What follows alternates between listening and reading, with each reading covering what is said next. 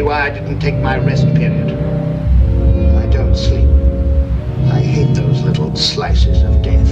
In 1959, Hollywood was looking up, obsessed with rockets and creatures from space. But one monumental movie decided to go the opposite direction, straight down. What if the greatest mysteries weren't in the stars, but right under your feet? The adaptation of Jules Verne's Journey to the Center of the Earth was more than just a deep dive into an author's wild imagination. It was a perilous journey for the studio itself, packed with behind-the-scenes chaos, secret deals, and one very famous duck. Beyond the glowing caves and prehistoric monsters, the production was a mix of genuine danger, diva demands, and the oddest choices a movie studio could possibly make. So, grab your torch and check your rope. We're going underground to uncover 15 weird, shocking, and little-known facts about the 1959 masterpiece, Journey to the Center of the Earth. It was an adventure that almost collapsed from the inside out. Number 1. The pet duck that stole the spotlight. Of all the creatures deep within the earth, the biggest on-set drama came from the one that became a fan favorite, a duck. Gertrude, the loyal companion of Icelandic guide Hans, was meant to be small comic relief, but that little bird caused more havoc than some of the actors. The production needed several ducks on rotation, but keeping them calm under the blistering studio lights was nearly impossible. They'd quack mid-take, refuse to move, and even peck at the cast during tense moments. Singer Pat Boone once joked that the duck had better billing than most of them because the crew treated it like royalty between shots. Ironically, Gertrude's feathery antics ended up adding a strange, unpredictable charm to the movie. In a film filled with earthquakes and giant lizards, the duck still managed to steal the show. Wait, a pop star, a duck, and a percentage of the profits? You haven't heard anything yet. Number 2. Pat Boone's wild profit-sharing deal. When singer-turned-actor Pat Boone signed on, he wanted more than fame, he wanted profit. Boone was a pop sensation, and 20th Century Fox knew his name guaranteed ticket sales. But Boone's management struck an unusual deal, a smaller initial salary in exchange for a percentage of the film's total profits. This was almost unheard of for a young star in 1959, and that gamble paid off big time. The movie became a massive international hit, and Boone earned far more than a typical contract would have paid. He also demanded the studio include songs for him to perform, aiming to blend adventure and musical moments. But when test audiences laughed at the tonal shift, most of the songs were quickly cut. In the end, Boone got his payday, but his music was silenced. Ironically, the movie that cemented his Hollywood career did it by cutting the very thing that made him famous. Number 3. The professor who almost sank the project. Before James Mason stepped into the iconic role of Professor Lindenbrook, the studio had a completely different actor in mind, and the substitution nearly derailed the entire project. The part was first offered to Clifton Webb, known for his refined, sharp-tongued roles. He had the intellect and star power, but not the stamina. Just before filming, Webb fell seriously ill and had to withdraw. With sets already built and a massive budget on the line, Fox scrambled. James Mason, fresh off 20,000 Leagues Under the Sea, was brought in at the last moment. Mason initially hesitated, thinking the story was too fanciful, but his gravitas and subtle humor transformed Lindenbrook into the film's anchor. The irony? Webb's polished sarcasm might have made the professor feel cold, but Mason's unexpected warmth gave the entire movie its heart. A last-minute casting crisis ended up being a masterstroke that likely saved the film. What would you do if you were trapped in a cave and the walls started sweating? Number 4. The cave scenes that were really, really dangerous. You'd think a 1959 film would rely on painted backdrops, but much of Journey to the Center of the Earth was shot in actual cave systems and lava tunnels, making the production as perilous as the story. Director Henry Levin demanded authenticity, dragging the cast and crew deep underground into damp, narrow spaces with slippery rocks and limited air. The studio lights mixed with natural humidity made conditions brutal.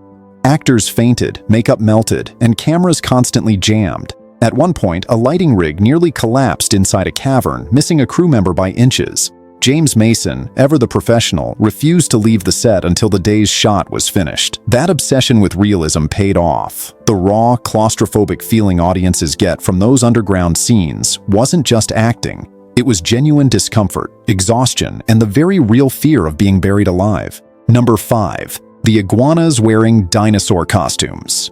Before modern CGI, Hollywood had one bizarre trick for creating monsters: dressing up real animals. In the film, the Dimetrodons weren't mechanical props or stop-motion models. They were real live iguanas imported from South America and fitted with glued-on fins, horns, and tiny scales to look prehistoric. The use of latex and paint directly on the reptiles caused major controversy even at the time.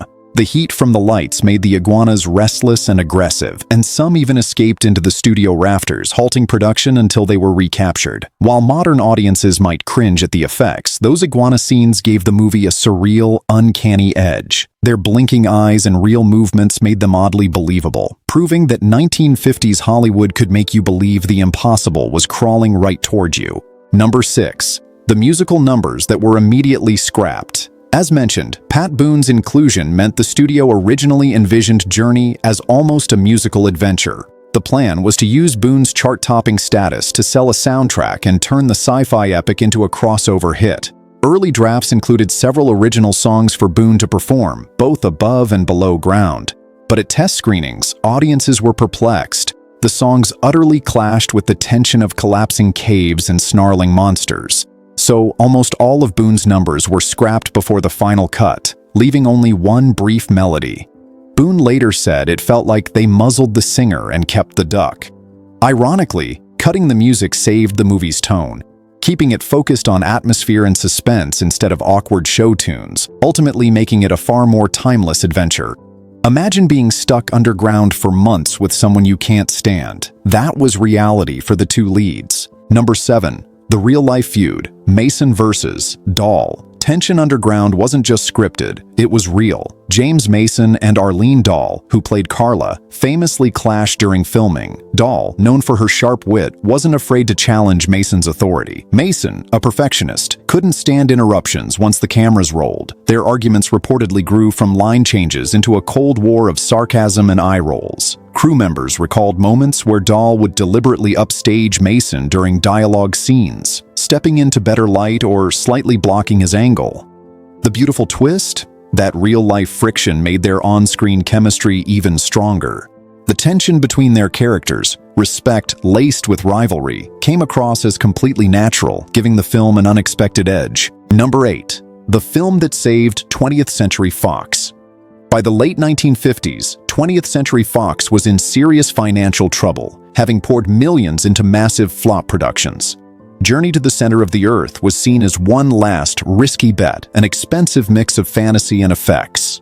Executives feared it would sink the studio entirely, but against all odds, Journey became a box office triumph. It earned several times its budget, landed 4 Oscar nominations, and gave Fox a much-needed shot of cash and credibility. It was released right before the studio took on Cleopatra and The Sound of Music. While the film's heroes were digging their way out from underground, the studio itself was climbing out of a financial hole. Without this surprise hit, Fox's next decade of classics might never have seen daylight. Ready to go deeper? Let's talk about the stunts that nearly killed the leading man.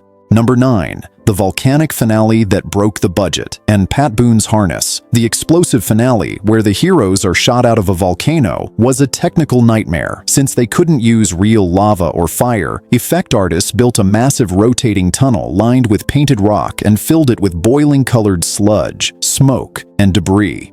Then, they blasted high-pressure air cannons through it. Actors were strapped into rigs and covered in mud, glycerin, and fake embers. The scene was so intense that Pat Boone's harness actually snapped during one take, sending him crashing onto the set floor. He was thankfully uninjured. He later said it was the one time he thought he might actually end up inside a volcano. All that chaos paid off, earning the film an Oscar nomination for Best Special Effects and proving that before CGI, movie magic was made from sweat, smoke, and a whole lot of controlled danger. Number 10. The Icelandic guide who spoke no English. Of all the adventurers, Hans, the quiet Icelandic guide, is the strangest, mostly because he barely says a word. The actor who played him, Peter Ronson, was a real-life Icelander, an athlete and engineer living in Los Angeles, not a trained actor at all. The studio hired him purely for authenticity. Because Ronson spoke limited English, most of his lines were cut, and his dialogue was replaced with nods, gestures, and the presence of his unforgettable duck, Gertrude. Ironically, his silence made him one of the most memorable characters, a calm contrast to the chaos around him.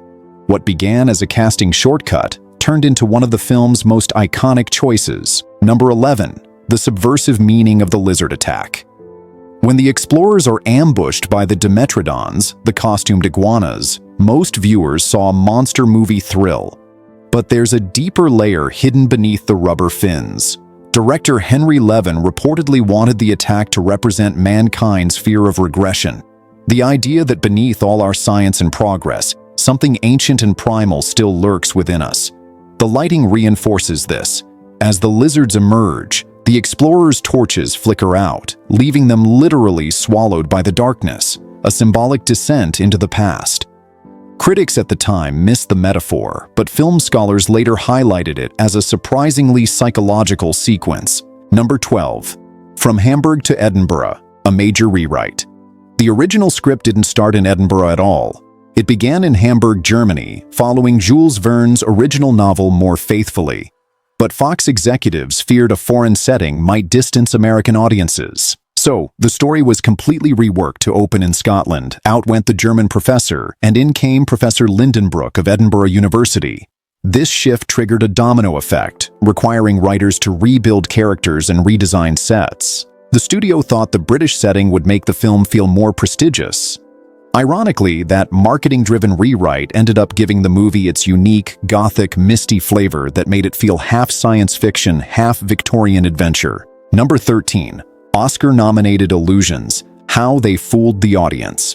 In 1959, visual effects were an art of smoke, mirrors, and pure creativity. Journey to the Center of the Earth pushed those limits, earning it an Academy Award nomination for Best Special Effects. The vast underground worlds were an ingenious mix of miniatures, matte paintings, and forced perspective. Artists built miniature caverns out of salt, glass, and aluminum foil, then combined them with projected footage to make the tunnels appear endless. Waterfalls were filmed using dyed sand poured upside down and reversed in editing. Even the glowing lava was a chemical cocktail bubbling under orange light. Audiences of the time couldn't believe it was all man-made, genuinely thinking parts were filmed inside real caves. Number 14. The real-life science that inspired the fantasy. While pure fantasy, the movie was inspired by real 19th-century scientific theories. In Jules Verne's time, some geologists genuinely believed in the hollow Earth concept. The idea that vast caverns or even oceans could exist miles beneath the surface. Scientists debated whether the planet's interior was molten or filled with massive air pockets. By 1959, most of those theories were debunked, but the filmmakers grounded the movie in a touch of realism, consulting geologists to design believable cave systems. The magnetic compass malfunctions, the crystal caverns, and the subterranean ocean were all loosely modeled on actual phenomena discussed in scientific journals of the era. That blend of real science and cinematic imagination whispered, "What if?" to a generation living through atomic discoveries and space exploration. Number 15. The legacy that sparked a new era. When Journey to the Center of the Earth hit theaters, it didn't just entertain, it redefined the adventure genre. Its mix of science, fantasy, and spectacle opened the door for decades of subterranean thrillers.